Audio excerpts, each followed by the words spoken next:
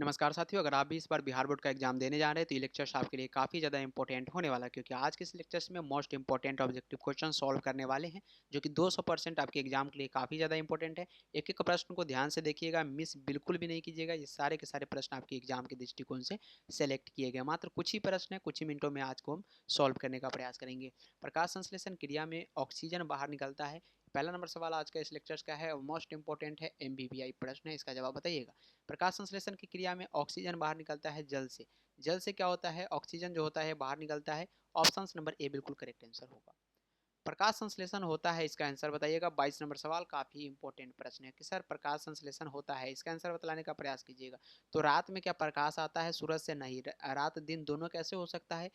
शाम में तो प्रकाश ही नहीं रहता, यानी दिन। ऑप्शन बी करेक्ट आंसर होगा। कुल मिला के कह सकते हैं कि सर ऑप्शन बी बिल्कुल करेक्ट आंसर होगा। पौधे में वाष्पोत्सर्जन किस भाग में होता है? पौधे में वाष्पोत्सर्जन किस भाग में होता है? तो छिद्र किस पे होते हैं? पत्तियों पर होते हैं। तो पत्ता यहाँ पर आएगा, ऑप्शन सी करेक्ट आंसर होगा। क्या होगा? ऑप्शन बिल्कुल सी करेक्ट आंसर होगा। हमने पिछले वाले लेक्चर्स में भी देखा था, ये प्रश्न काफी बार रिपीट हुआ था, अलग अलग तरीके से पूछा गया था। इस बार भी ये क्वेश्चन आपसे पूछा जा रहा है, यानी काफी ज्यादा इंपॉर्टेंट है। शरीर में भोजन को पचना किस प्रकार की अभिक्रिया है? ये भी सवाल आपसे प्रीवियस लेक्चर्स में पूछे गए थे। उपचयन, उपचयन अभिक्रिया याद रखिएगा। शरीर में भोजन का पचना किस प्रकार की अभिक्रिया है? उपचयन कहते हैं। ऑप्शन ए करेक्ट आंसर होगा। क्लोरोफिल वर्णक का रंग होता है। क्लोरोफिल वर्णक का रंग कैसा होता है? हरा होता है, हरा होता है, नीला होता है, लाल या सफेद होता है? क्लोरोफिल अगर देखेंगे, क्लोरोफिल वर्णक का रंग जो होता है वो हरा होता है। ऑप्शन ए करेक्ट आंसर होगा, हरा। ऑप्शन क्या होगा? ए करेक्ट आंसर होगा। मनुष्य के सांस लेने और छोड़ने की क्रिया को क्या कहते हैं? मनुष्य के सांस लेना, मान लीजिए कोई मनुष्य है और वो सांस लिया और छोड़ा, ये प्रक्रिया उनकी जिंदगी भर चलती रहती है, तो इसको हम कहते हैं श्वासोच्छ्वास। क्या बोलते हैं? श्वासोच्छ्वास। ऑप्शन ए करेक्ट आंसर होगा। क्या होगा? ऑप्शन ए करेक्ट आंसर होगा।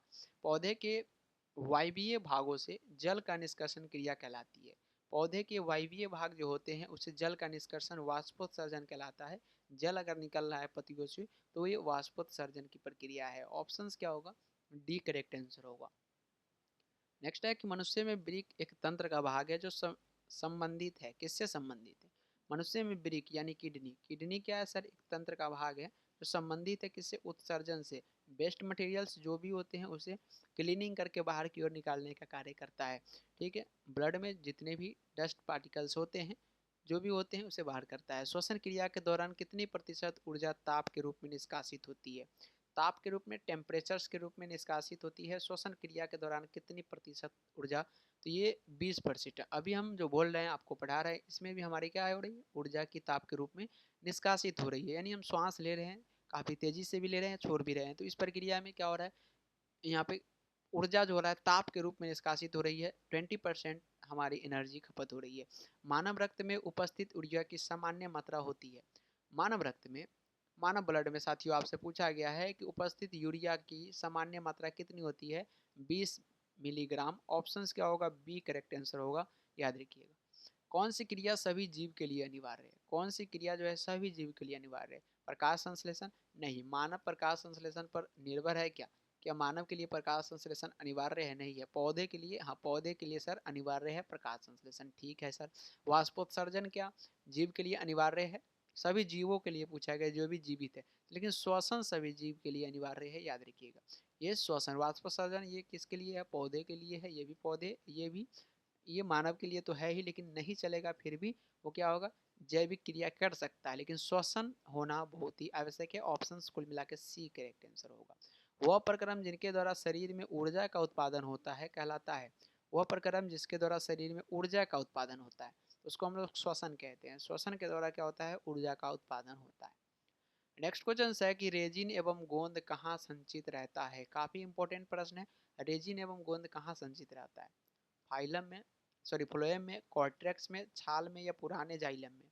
तो रेजिन एवं गोंद जो होते हैं वो कहाँ संचित रहते हैं? तो ये पुराने जाइलम में। याद रखिएगा।